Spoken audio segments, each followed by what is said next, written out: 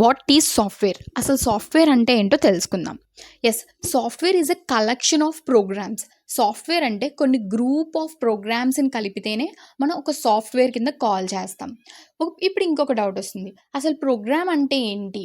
Programme అంటే మనం కంప్యూటర్కి ఏదైనా ఒక టాస్క్ని పెర్ఫామ్ చేయడానికి మనం దానికి ఇచ్చే ఇన్స్ట్రక్షన్స్నే మనం ప్రోగ్రామ్ అని చెప్పేసి పిలుస్తాం అన్నమాట.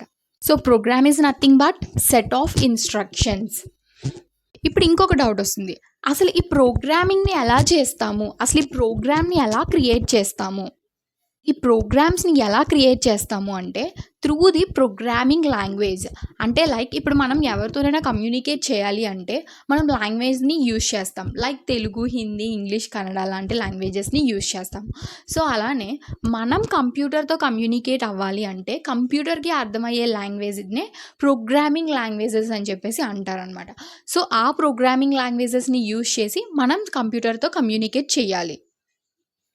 సో మనం ఏదైనా అదర్ లాంగ్వేజ్ వచ్చిన పర్సన్తో కమ్యూనికేట్ అవ్వాలి అంటే మనం ఆ లాంగ్వేజ్ నేర్చుకోవాల్సిందే కదా. సో అలానే మనం కంప్యూటర్తో కమ్యూనికేట్ చేయాలంటే మనం కంప్యూటర్కి అర్థమయ్యే భాషని నేర్చుకోవాల్సిందే.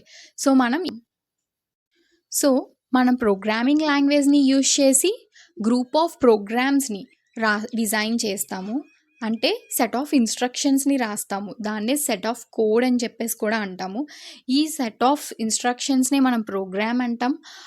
అలాంటి ప్రోగ్రామ్స్ కొన్ని హండ్రెడ్స్ ఆర్ టెన్స్లో రాస్తే ఆ గ్రూప్ ఆఫ్ ప్రోగ్రామ్స్ని మనం ఒక సాఫ్ట్వేర్ అని చెప్పేసి కాల్ చేస్తాం. సో ఇప్పుడు మీకు అర్థమైందా సాఫ్ట్వేర్ అంటే ఏంటి, ప్రోగ్రామ్ అంటే ఏంటి, అండ్ ప్రోగ్రామింగ్ లాంగ్వేజ్ అంటే ఏంటి అని?